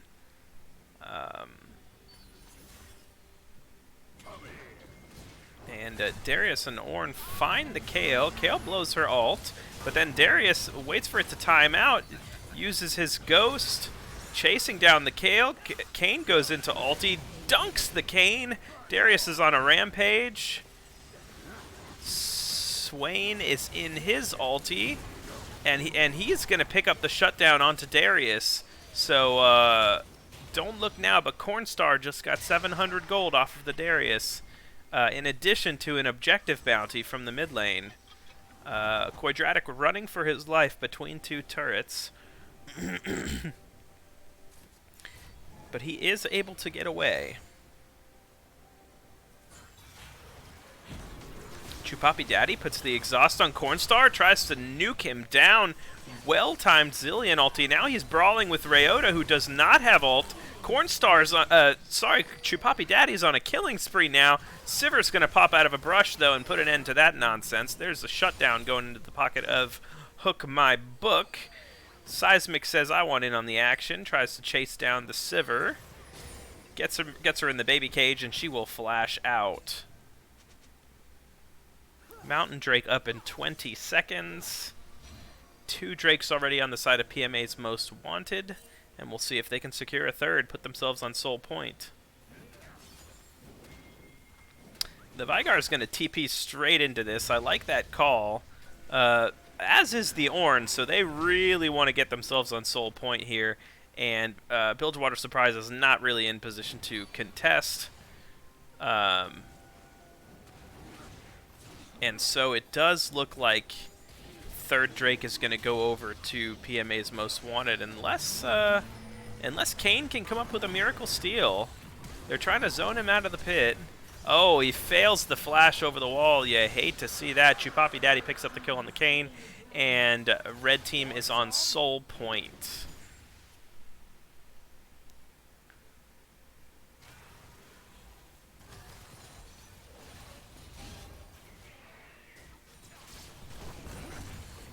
And the second Herald being summoned mid. They're 5-manning down this mid turret. PMA's Most Wanted really trying to snowball their lead, trying to get as much gold in their pocket as they can. But Kayle is being left alone up top to pick up an objective bounty. And they're only 2k behind. Kaisa lands the Prey Seeker. I don't think she's going to dive in. Does not have her ulti. So the consolation prize there is that Ryota on the Kayle was able to pick up that top turret, which was loaded with objective bounty gold. She has finished her Nashor's Tooth and is working on, I think, Riftmaker.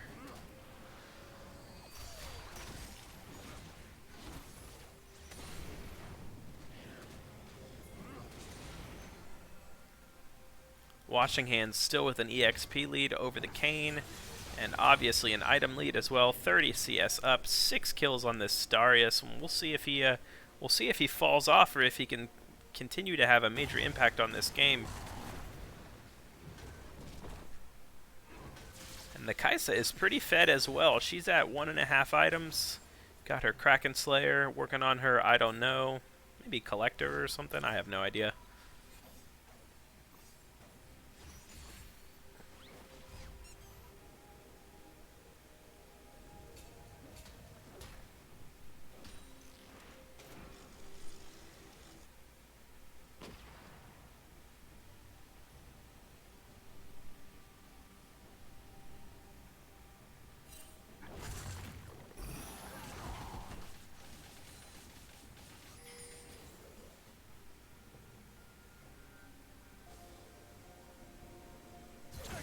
Ooh, Watching Hands is going to run into Kane. Sivir shows up too, but I have a feeling they are both dead. Yep, Kane dies to bleed while in the ulti. There's a double kill for Washing Hands, who had just completed his Dead Man's Plate.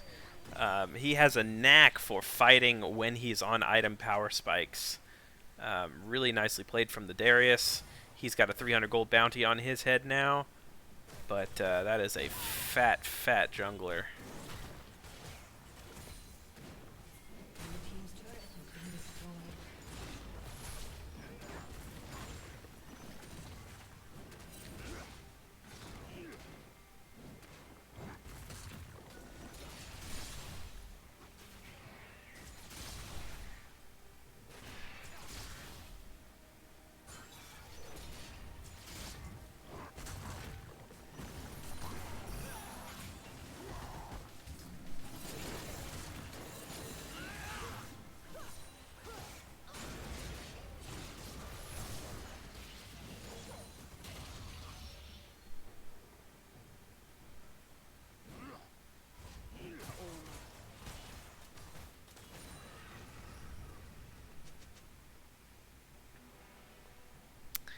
And fourth Drake, potentially, for PMA's Most Wanted, is going to spawn in about a minute 15 seconds. And so we're going to see them hopefully pushing out minion waves, prioritizing that bot river scuttle for sure, and trying to set themselves up to get this Mountain Soul. It is 60 seconds away. Both teams already positioning themselves in that area. Scuttle, it does look like, is going to go uncontested to the blue side. And Hook My Book burns his flash immediately when the Darius starts running at him.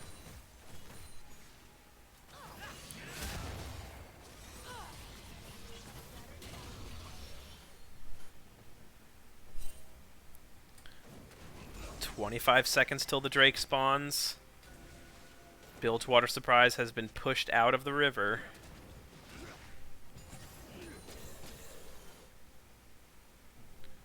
They simply do not have vision.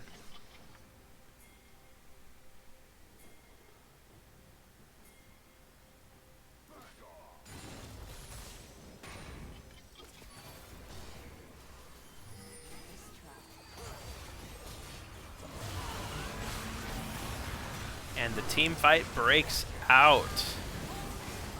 Hook My Book has gone down. Washing Hands does get taken down by the Kale. This level 12 Kale is now popping off at 2.5 items. There's a triple kill for the Kale, and that is a clean, not a clean ace, but a 5 for 2 for Bilgewater Surprise, seemingly out of nowhere. I don't know how they pulled that off. But a really impressive team fight for the blue squad there, and you gotta love seeing your Kale pick up a triple kill as she's inching closer and closer to that level 16 breakpoint.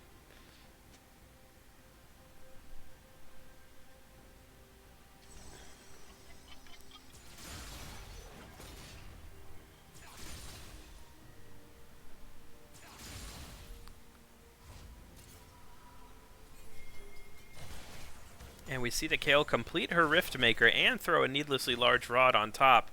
She is getting stronger and stronger, and I don't know that PMA's Most Wanted has an answer for her.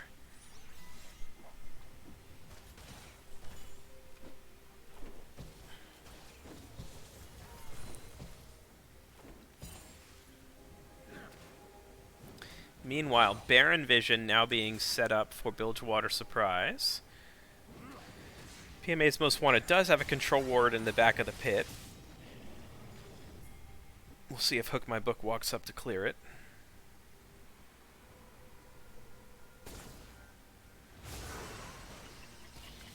Here's the Ghost from the Darius trying to chase down the Sivir. Instead he turns onto the Zillion.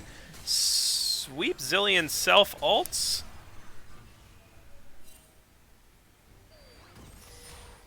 And the Ornn has TP'd in, and all of a sudden, Hook My Book is on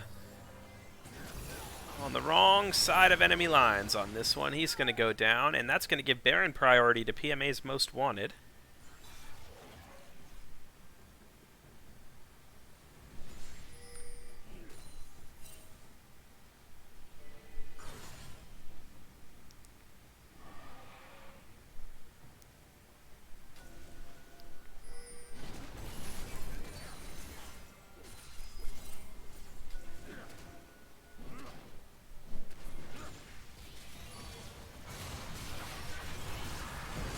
And we see Swain enter his ulti here in the mid lane, trying to win this skirmish for rights for the Baron.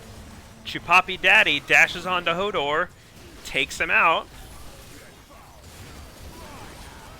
Washing hands with 1 kill. He's trying to set up another onto the Swain. The Swain is bleeding, but he's healing through it. Clutch Kayle ultimate keeps Swain alive, and it's Rayota on the Kayle that is going to come through with a double kill on the backside of the fight. There's just no answer for this Kayle on the side of PMA's Most Wanted, and Rayota and Cornstar, the Bash brothers, the duo lanes of Bilgewater Surprise, are playing these fights so well. And we are seeing a turning point in this game where Bilgewater Surprise, the Kayle is coming online. The Swain has gone from rags to riches, quite frankly. He's at 3 items. I think he went from 0-2 to 5-2. And that started when he picked up a bounty on Darius a while ago. So Bilgewater Surprise is turning the corner, and they just might be taking over this game.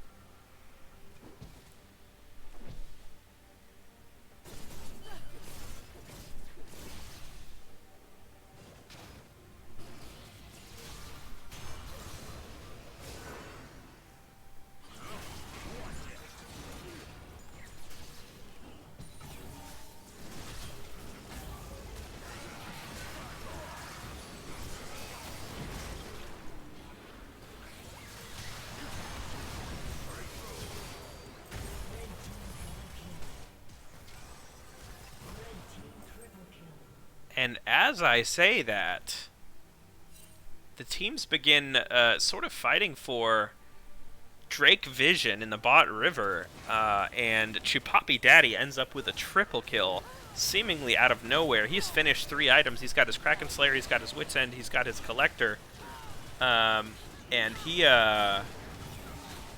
they find a triple kill out of nowhere. So just when it looked like Bilgewater Surprise was taking the game over, PMA's Most Wanted picks up a triple kill in the bot river and then goes straight to Baron. That is a huge turn of events. Now, meanwhile, Kayle just finished her death cap. She is on level 15. So we are at quite a tipping point in this game where PMA's Most Wanted is going to try and use their Baron buff to push to secure this Drake Soul. Kayle, at level 15, with her death cap, is going to try and just brute force this team fight with Swain. Washing Hands starts the Drake, and this is going to be an explosive team fight, ladies and gentlemen.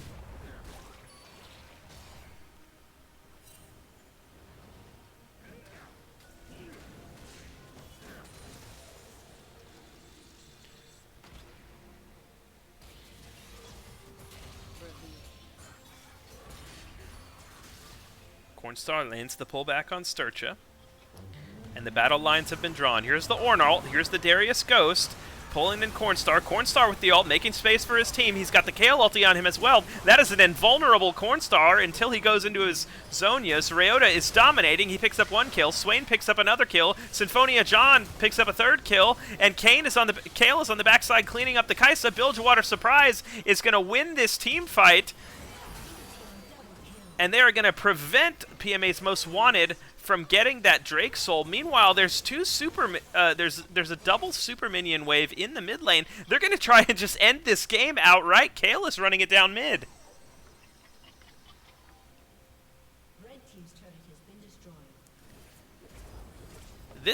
This is looking like the end of the game. Oh my goodness. And with a gold deficit, Bilgewater surprise plays around their win cons, plays around their Kale, wins team fight after team fight with their superior duo lanes, the Cornstar and Rayota combination. And ladies and gentlemen, that is a 2-0 for Bilgewater surprise. Holy moly, what an ending.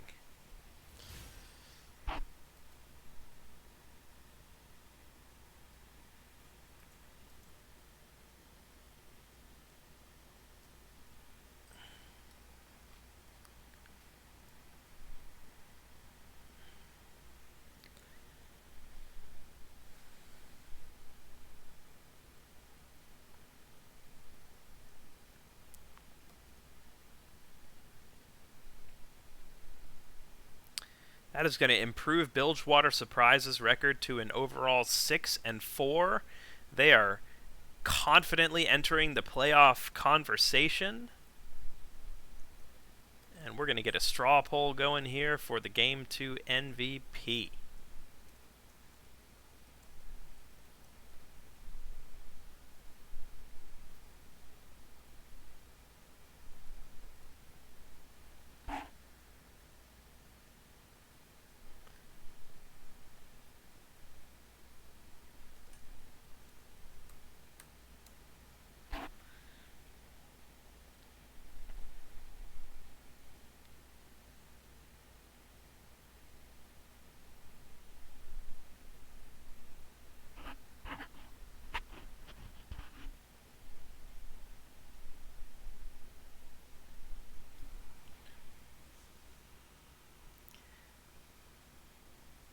Cornstar on the Swain dishing out 32,000 damage. Rayota on the Kale, 18k. Meanwhile, on the side of PMA's Most Wanted, Chupapi Daddy, 22k. Washing Hands, 20k. Seismic, 15k. But what a turnaround victory there from Bilgewater Surprise. In an exciting back and forth game.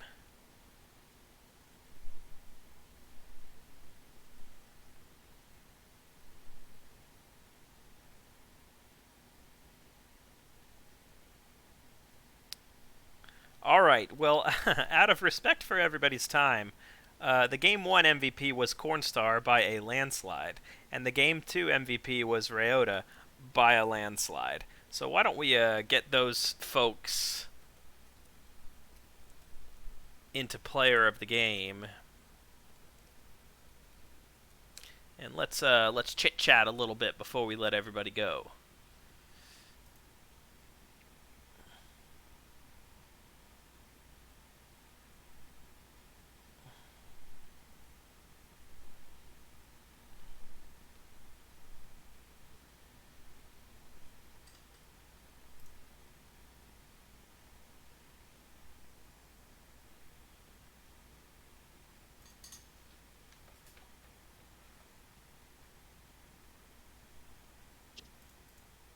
Yo.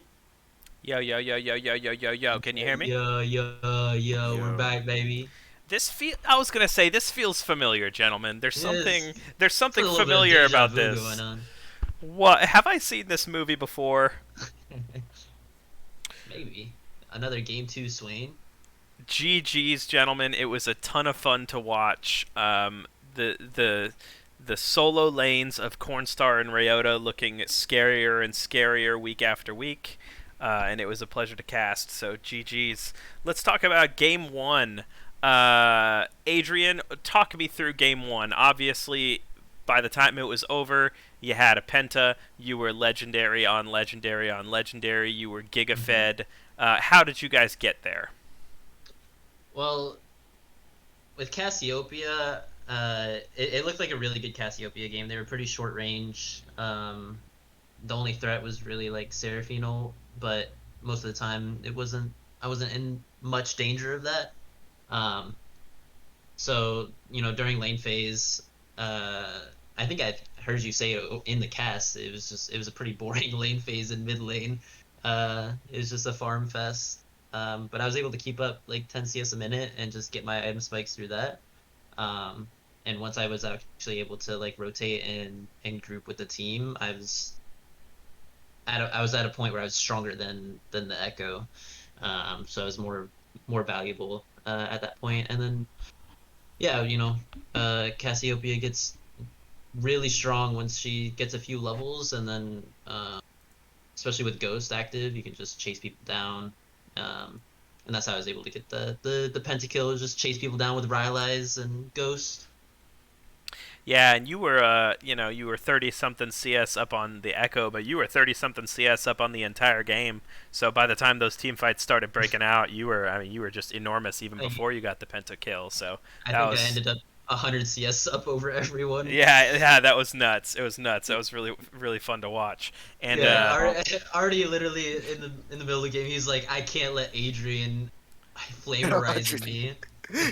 Can't let him get 100 CS up on me. Well, it was interesting because to me, that up until a point in my brain as the caster, I'm thinking, okay, obviously Silas is the player of this game, right? Because you made yourself a lead in top lane, you got solo kills.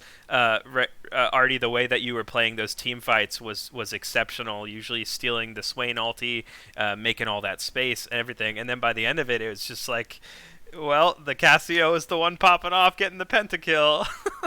I think at first, like in the first 25 minutes of the game, for that game plan we had with Silas top. Well, we knew as soon as they picked Swain, okay, yeah, they left Silas open. We're taking Silas. Because no matter where Swain is going to get flexed, Silas is just a better Swain whenever he takes ER. And so I was just able, especially with Symphonia John, we just crashed open top lane in the jungle, and so I guess that just gave enough time for Cornstar to get like his items and stuff, and so I just transitioned my like role in the team fight as the carry to let Corn just rip them to shreds. Yeah, that's really, really well said. And so, did y'all view the the Silas as a flex pick, or did you know right away it was going top? No, we knew it could be a flex pick. I mean, Silas is good into both of those lanes, both Swain and Echo. We had a feeling they were gonna just first pick Swain right off the bat, so we had the Silas ready. And even if it's not laning against the Swain itself, once team fights come around, you can still just steal Swain ult, and it's the same. The same thing happens. Yeah. So we're thinking about options of maybe like a better top lane pick, but we eventually landed on the Cassiopeia for me in the mid lane, and it ended up pretty well. Yeah, it worked. It worked. It worked. Tell me about game 2. Obviously Kale is always a ticking time bomb, and at one point you were 3-0. Were y'all ever worried that you were going to lose that game when they had when they had 3 Drakes? We were a little worried, but we didn't let it like take over our mentals. We still knew we had ways to win the game, especially with the tools that we had with like KLR and Zillion R. We really just needed to find a good pick, and I think that pick onto the Kaisa right before that 4th Drake, that was the turning point of that game where we aced them. I think PMA Most Wanted played especially well in the second game to deny John his farm, because wherever John was going for to try, and get the orbs, there was Watching Hands right there waiting on him. Yeah. Every time, and that kind of just stalled the game for us. We were honestly waiting for the Kane to get Kane getting form was like a good spike in our team fight, but they were just playing so well to deny our power spike. Yeah, absolutely. And it was looking a little spooky for you guys. I mean, obviously the Kale's going to come online eventually, and it seemed like skirmish after skirmish, it was Swain goes in, Swain ults. It looks like it's close, and then oh yeah, there's Kale ult on top of the Swain. Now the Swain is Yeah. unkillable. Oh, now the And then Swain has Azonia's. Zonia's. Yeah, Well, exactly. I also noticed like after the first team fight that because typically I will wait for. I think me and Hodor had good communication between the Zillion R and the Kill R because sometimes that can get kind of like iffy. You don't want to kill R during a Zillion like R because that just wastes like a good 3 seconds off of it. But I noticed that after the first team fight, they were blowing all their like heavy spells in the front of the fight. And so I was just like, okay, I'll just kill R at the beginning whenever Corn starts to go in to ensure that he hits everybody because there was like 5-man kill R, so that was just easy damage. Yeah, Yeah, yeah. I would just sprint towards everyone with my R active, rallies ticking. Like, this power of Swain, man, just And a I'm big AOE in front line. And I'm super glad you brought up the synergy between, or the potential synergy or anti-synergy between Zillion ult and Kale ult. I spoke a little bit about that at the beginning of the cast, being like those are both extremely strong abilities, but they're not easy. It's not just plug and play. Like you have to be on Yeah. the same page with each other. Yeah, exactly. Well, anyways, gentlemen, it was a pleasure. I am not looking forward to playing against you guys. Do you have any other thoughts on the match that you would like to share before I let you go? Now, It was a fun series. I had a lot of fun in that series. yeah, thanks for streaming too, by the way. Yeah, always thank you. We appreciate it so much. Are you just like the official like Bilgewater surprise caster, or like what's going on? I guess I mean Are you I getting that intel before we play each other? it doesn't hurt. It doesn't hurt. Well, it hurts my confidence a little bit watching Cornstar play mid, but no, I'm just trying to fill in where I'm needed, and it's a pleasure watching y'all play. So thank you on behalf of myself, on behalf of the PMA LCS. Thank you so much for tuning in, ladies and gentlemen. I believe we have a game tomorrow. Let me check real quick. July 24th at 8 p.m. Eastern, we have Bardic Inspiration throwing down with Little Shop of Hoagies. You better not miss it. Thank you, ladies and gentlemen, for tuning in. Hail Symphonia, and good night. Peace. Peace. Man, you guys are scary. And it's the role swap, man. We needed something. We needed something. We 2-0'd our first week, and then we just went 0-4 right after that, and it was like it was like a bad 0-4 too. It was like something needs to change. Yeah, man, it's gonna be spooky. Our series is gonna be it's gonna be a very interesting series because we both play towards top side, so we'll see what happens.